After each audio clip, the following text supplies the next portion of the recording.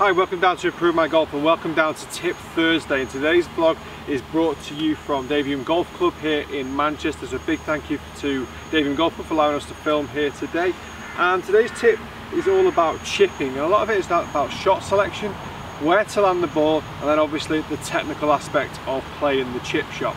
So we're going to talk through the shot we've got in hand here. We've got around about 25 yards or so, but we've got lots and lots of green to work with. This is where you've all got a decision to make. Some guys like to go out with the lob wedge and hit a relatively high shot, maybe land it 3/4 of the way there or 2/3 of the way there with a bit of spin, and then let it release ever so slightly out towards the hole.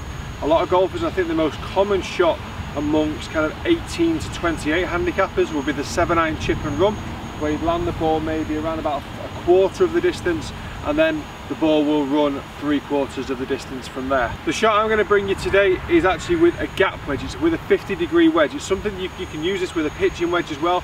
I generally encourage a lot of my students to use a pitching wedge or a 9-iron for the chip and run shot.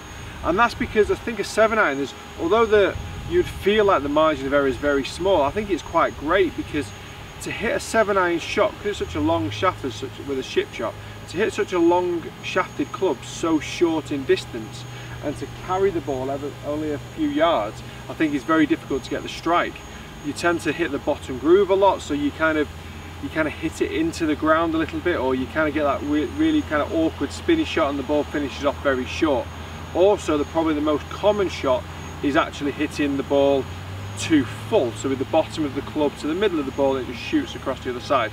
The 50-degree or the pitching wedge or the 9-iron swing, I think allows you to be a little bit more aggressive with the swing. The swing that most golfers prefer to feel is a slightly more of an arcing in the shoulders and a bit more of a golf swing in general, and they can hit the ball a little bit further. So with a 9-iron, a pitching wedge or a 50-degree, I think you could probably land the ball around about halfway or just shy of halfway if it's a 9-iron, and then let it release up.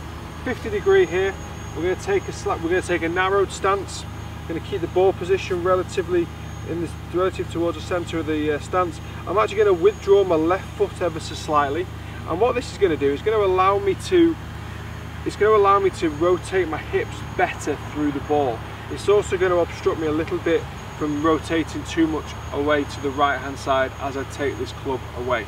I'm also going to get the hands slightly forward towards the inside of my right thigh. This is encouraging the shaft of the club to lean towards the target, and I'm also going to put the weight 60-40 favouring my left side.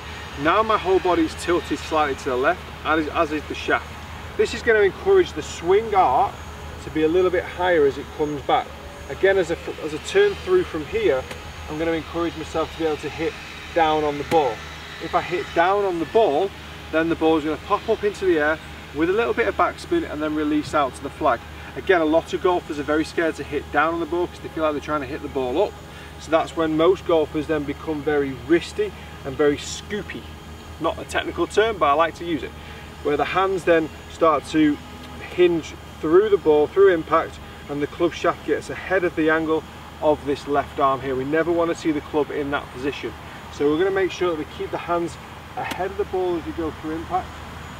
For this particular shot, we're not going to need much in the way of wrist hinge, just straight back and straight through with the arms.